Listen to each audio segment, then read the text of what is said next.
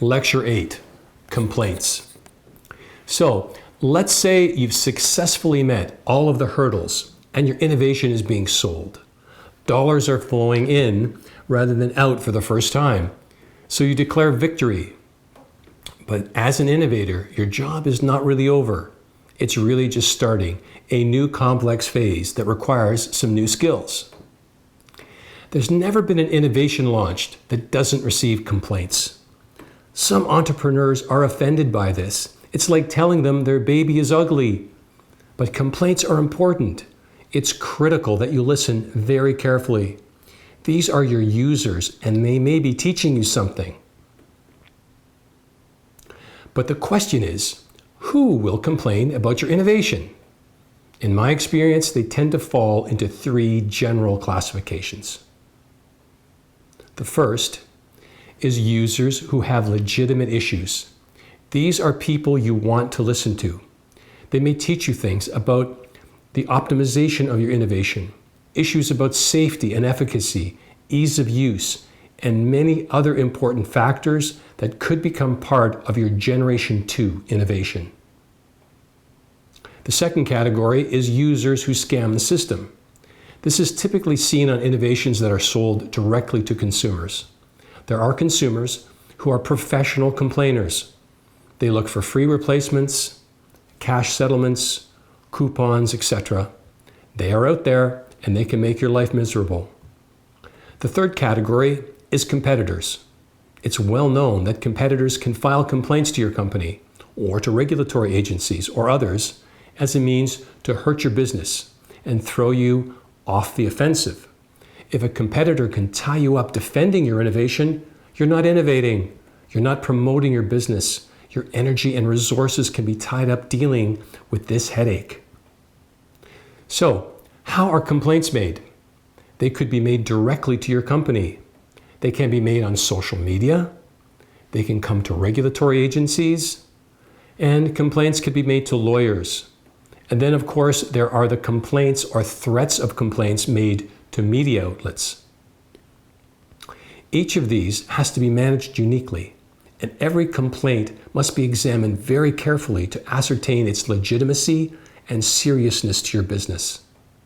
Smart innovators try to predict where complaints will come from. It's not an exact science, but you must at least think about it.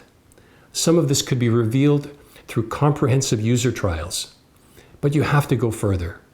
When developing your innovation, you must think of the concepts of its use and foreseeable misuse.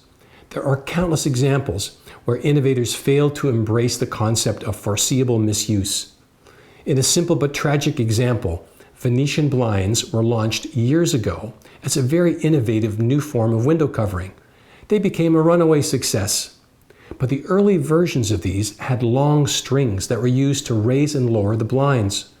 The strings would coil up on the floor below the blinds, and sadly and tragically, there were serious injuries and even fatalities amongst infants who were crawling around floors, and they became entangled in these strings. This caused a major redesign of the Venetian blind as we know it today. In another all too famous example, on a daily basis, we hear about addiction from oral analgesics and the spectacular tragedy that has unfolded from addiction. These drugs were extremely important innovations in pain management, and they gave doctors and patients powerful new tools to manage their illnesses. But could we have predicted where it would go? Of course, this is the basis of tremendous regulatory and legal debate today. My last example is lasers for topical use. These have been used for everything from joint pain to hair removal. Some of the initial prototypes seriously burned patients, a predictable, foreseeable misuse. Subsequent versions of these devices were developed with important changes and controls to prevent such injuries. Sadly, I've seen innovators in complete denial that there could be anything wrong with their innovation. They feel like their firstborn child has been insulted. They think complainants are idiots and simply use the innovation incorrectly. They point out that they posted a 15-page brochure on their website, and if the instructions on page 13 had been followed, everything would have been okay. If you establish that complaints are legitimate, you must learn from all of them and assume the old adage that the customer is always right. I want to say a little more about scam complaints.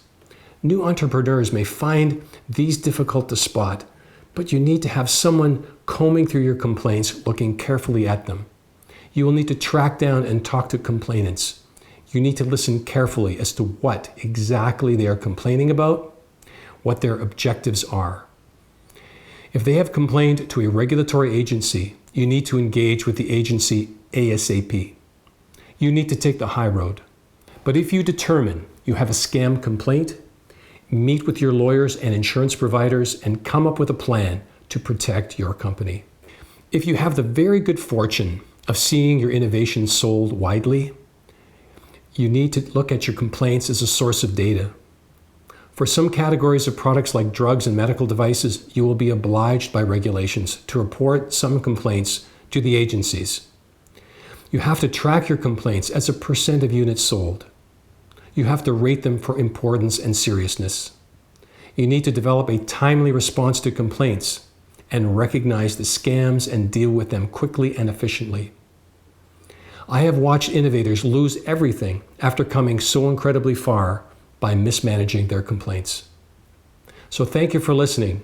Stay tuned for future lectures on innovation. If you have any comments or questions, please direct them to me as shown on the last slide.